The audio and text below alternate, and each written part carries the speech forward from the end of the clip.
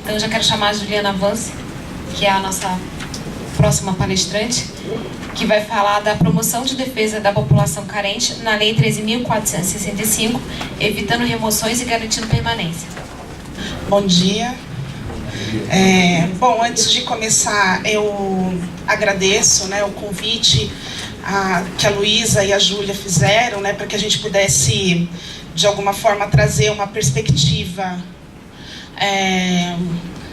de como é que, na nossa atuação prática, a gente vislumbra a utilização da lei. Bom, então, aqui fui desafiada a falar sobre o manejo da lei para a garantia do direito à moradia e numa perspectiva de evitar os despejos e tentar assegurar a permanência das famílias no local, Bom, assim, no estudo da lei, de início, assim, eu verifiquei, não acompanhei todo esse debate que teve, assim, que houve a edição da medida provisória, mas na leitura da lei, eu tinha identificado dois grandes obstáculos que, na minha perspectiva, não podem contribuir para um aprofundamento da segregação socioespacial, Então, eu trouxe dois pontos, que seriam para a reflexão inicial, que é uma reflexão, depois de tudo que o Nelson trouxe, bem superficial, mas que eu entendi como dois pontos que podem trazer impactos diretos no território. Um que é a alteração de marcos legais que já eram utilizados para regularização fundiária, de uma forma abrupta, sem esse diálogo com a sociedade civil e, enfim, com aqueles que também atuam nesse campo. Por falta de diálogo, isso também acaba trazendo algumas lacunas que não refletem exatamente o que a gente tem na prática, na realidade do espaço. Então, essa, para mim, era uma questão que poderia impactar, porque, afinal de contas, a gente já tem regularização fundiária em andamento, isso não é uma novidade. E também a questão de a lei abrir a possibilidade de regularizar a apropriação privada de espaço por segmentos mais elitizados, fazendo com que a gente aprofunde aquela separação que existe na sociedade e reflete no espaço da cidade. Então, esses eu tinha apontado de forma bem sucinta, mas levem em consideração a apresentação do Nelson. Bom, mas, para além disso, pensando em como instrumentalizar essa lei na nossa atuação prática, tem, na verdade, três aspectos que me chamaram a atenção, porque eu acho que traz uma abordagem diferente, até, de certa forma, mais ousada sobre a questão, que é a questão da mediação de conflitos, instrumentos que antes a gente não tinha para o processo de regularização da posse, e que a junção disso, na utilização, no nosso cotidiano, podem favorecer a permanência das famílias no local. Então, assim, por que eu pensei em dividir em algumas partes, assim, primeiro de algumas definições. Então, assim, a legitimação fundiária era um instituto que a gente não tinha na prática, A gente tinha a legitimação da posse, ela já estava prevista, já era possível de ser utilizada. Outros instrumentos, eles só são reafirmados, mas a legitimação fundiária, ela traz uma outra forma de abordagem da regularização, e que, na minha perspectiva, pode ser o mais interessante de ser explorado, porque, numa leitura literal, ali ele não traz algumas obrigatoriedades de comprovação de tempo, por exemplo. Mas o que foi instituído na lei? Ela chama a regularização fundiária, cria essa denominação de REURB, para nós aqui nessa discussão é o aplicável aos núcleos urbanos informais, comprovadamente existentes até dia 22 de dezembro de 2016. Então, a exigência para aplicação seria essa, de início, né? E aí, o que ele define como núcleo urbano informal consolidado?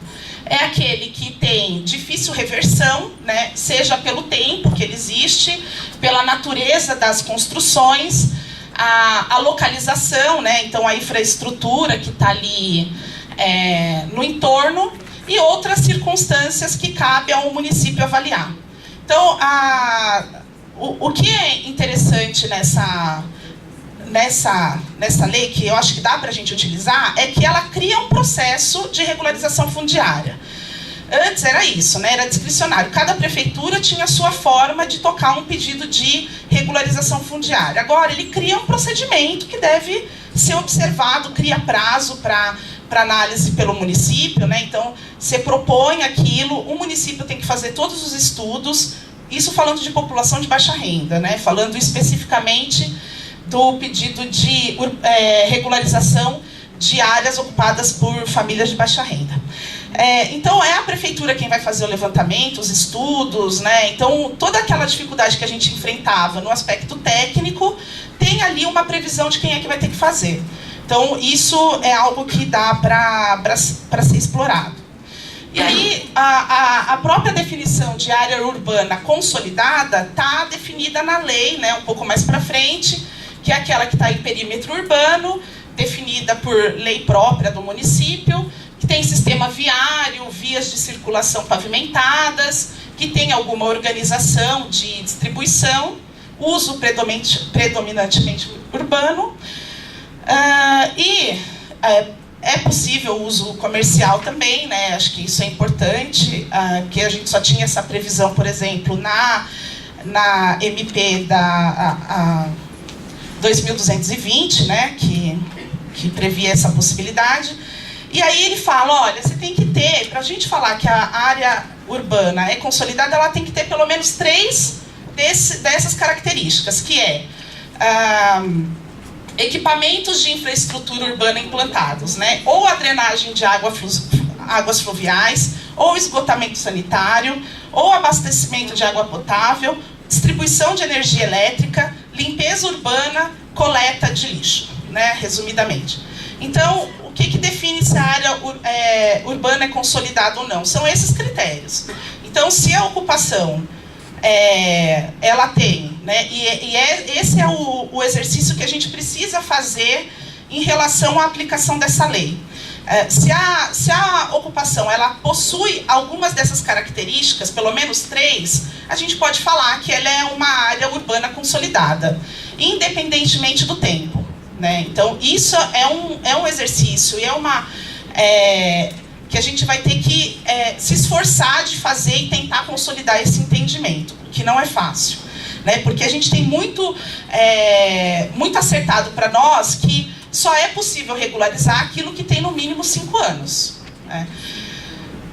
Essa questão temporal é um desafio enorme para a gente, porque é isso que o Nelson falou, porque senão a tendência é que tudo vai sendo considerado posse nova, né, e não passível de urbanização.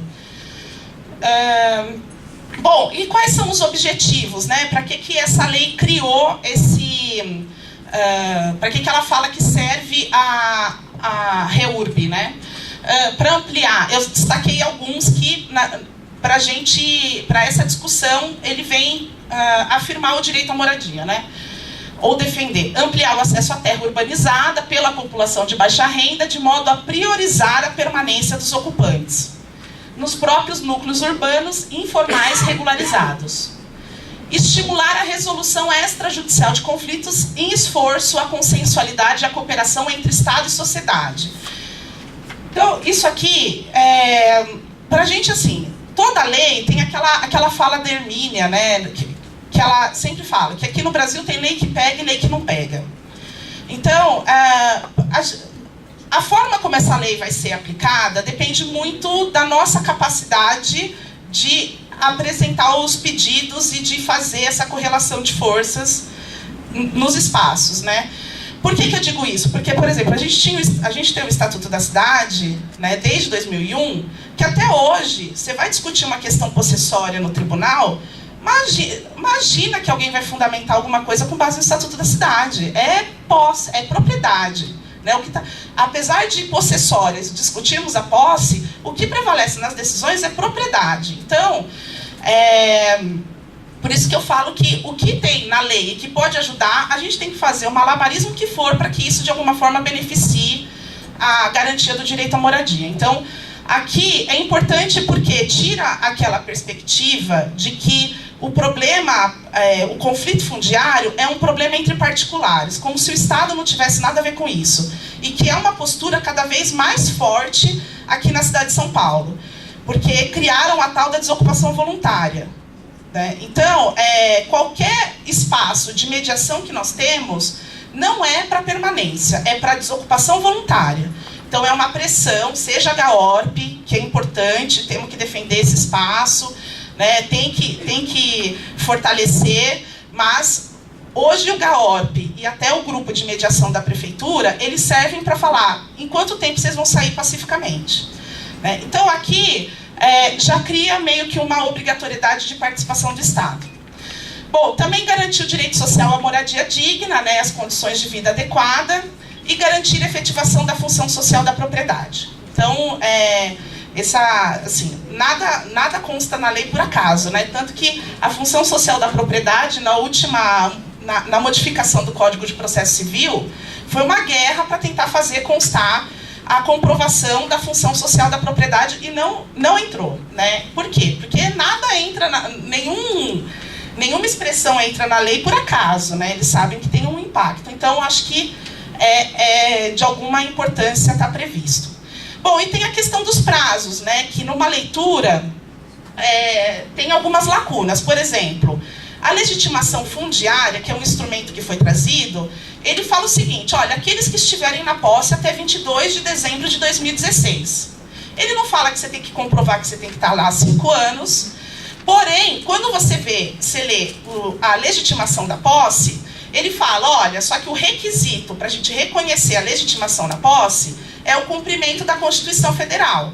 E lá na Constituição Federal fala que você tem que comprovar 5 anos para fins de moradia, para o seu uso da sua família, áreas de até 250 metros, né? Enfim, tem os critérios, não possuir outro imóvel, mas isso está na legitimação da posse. Na legitimação fundiária não consta isso. Então, enfim, fica a dica.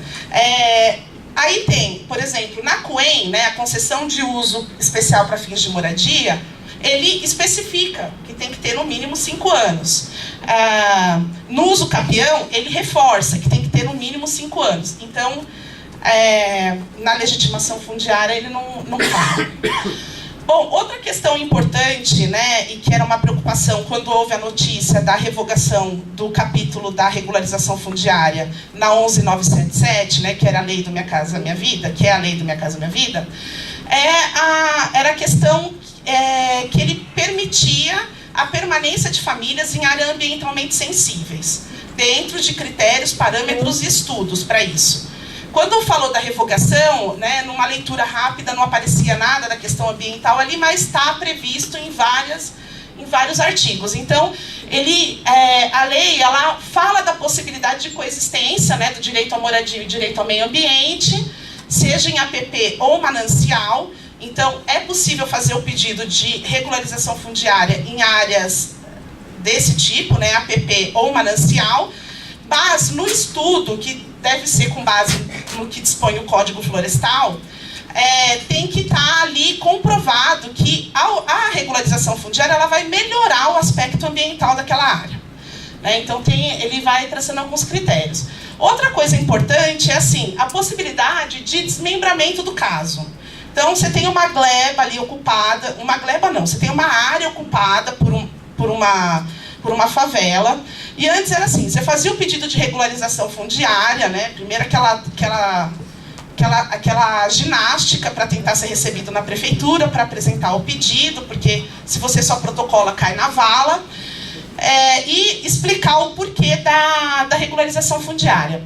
Aí, geralmente, a resposta era assim, não dá para regularizar porque ali tem área de risco. Não dá para regularizar porque ali tem uma área de proteção ambiental. Então, os entraves que antes eram colocados para regularização geral, hoje é possível você fazer a regularização daquilo que dá para regularizar de imediato e continuar as tratativas para a regularização do restante. Tá? Então, isso é importante. Então, a questão da área de risco deixa de ser um argumento impeditivo para a regularização fundiária.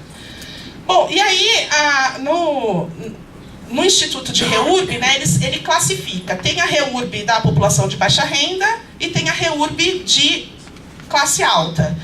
A da população de baixa renda, o cartório, na hora de fazer o registro, né, a entrega do pedido, não é obrigatório o pagamento de tributos, né, o cartório não pode exigir isso. É permitido o uso misto, então isso não é mais um entrave, né, que era uma constante que a gente ouvia da prefeitura, mas lá tem comércio, tem que ver e tal.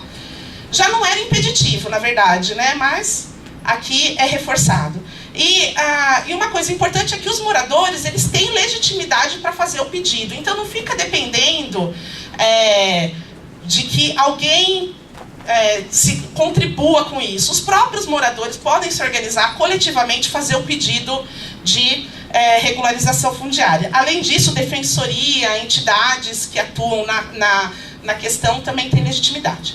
Bom, e aí ele traz uns instrumentos, alguns que a gente já conhecia, né? Então, a legitimação fundiária é algo novo, mas a legitimação na posse, uso capião, desapropriação, arrecadação já existe, né? Mas aqui ele reforça, e eu acho bem importante, a desapropriação, enfim, já falei, concessão de uso especial para fins de moradia quando a área é pública, enfim, ela reforça alguns instrumentos que já existiam. E aí, uma coisa importante é que essa lei traz, no seu bojo ali, no seu contexto, ela praticamente equipara área pública e área privada. As duas são passíveis de regularização fundiária. Então, o fato de ser área pública já não é mais um argumento negativo para o pedido de regularização fundiária. E aí, a própria prefeitura, o Estado ou a União, eles podem tomar a iniciativa de, sabendo que existe ali uma ocupação, fazer o pedido de regularização, né? E aí manda para o cartório qual é o tipo, né, do instrumento que está sendo reconhecido ali, a lista dos ocupantes e o que cabe a cada um ali naquele espaço. E é permitida a complementação de lista, porque é uma realidade, né, a questão da rotatividade dentro das ocupações.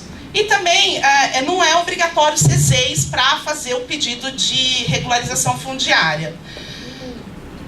Enfim, isso é importante porque o próprio processo de gravação de ZEIS, ele demanda da comunidade uma certa organização, né, uma certa inserção em alguns espaços que muitas vezes, principalmente ocupações muito pequenas, de 30, 20 famílias, geralmente não tem. Então, essas áreas geralmente não estão gravadas como ZEIS, né, então não é um impeditivo. Bom, então, eu vou focar só na legitimação fundiária para ir um pouco mais rápido. Ela é uma forma originária de aquisição do direito real de propriedade. Então, é isso, né? A lei ela é toda focada no direito de propriedade.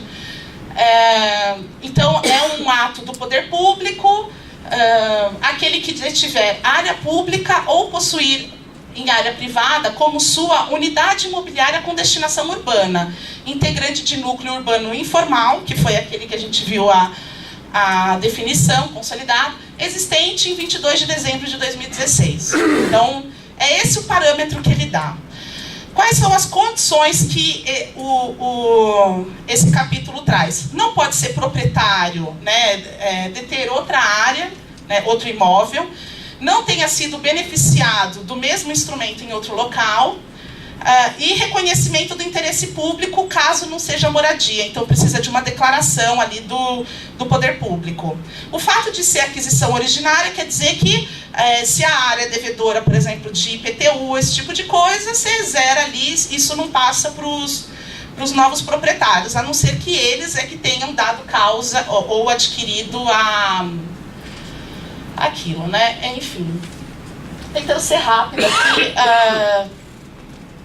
Bom, a legitimação da posse, que era algo que já existia, né? Que é um ato do poder público que vai lá e ele confere, ele identifica, né, as famílias, o tempo e a natureza da posse, como se fosse declaratório. E depois de 5 anos de feito a legitimação de posse, de declarada, registrada isso, ele pode ser convertido em propriedade desde que atenda o artigo 83 da Constituição. Ou seja, né, todos aqueles critérios que eu falei, área até 250 metros, no mínimo 5 anos para fins de moradia, sua e da sua família. As condições, né, são essas que eu já tinha falado também. Bom, e na questão da mediação de conflitos e na segurança da posse, né?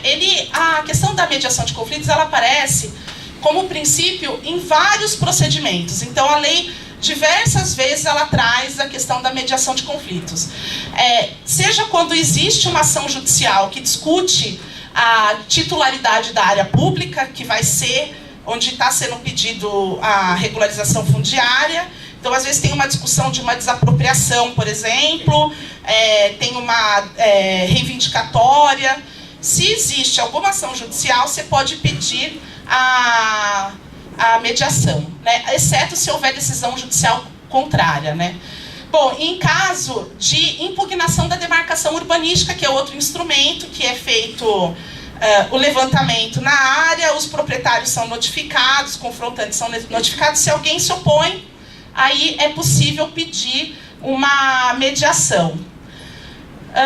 Bom, meu tempo acabou, mas eu tinha uma parte que eu queria... Bom, essa questão aqui que é importante. A lei prevê a possibilidade de atuação conjunta do município e estados com os tribunais de justiça, né? E prevê a possibilidade de comunicação dos pedidos ao juiz quando existe alguma demanda judicial. Isso eu acho que é algo que pode ser explorado, né? O que eu falo, assim, da legitimação fundiária, e eu acho que isso é algo que a gente precisa exercitar antes de sair fazendo de forma maluca, mas existem os requisitos, está previsto na lei fazer o pedido de legitimação fundiária e, havendo ação judicial em andamento, comunicar o pedido e pedir sobrestamento do processo, né? Então, dentro do que está previsto na lei, isso é possível.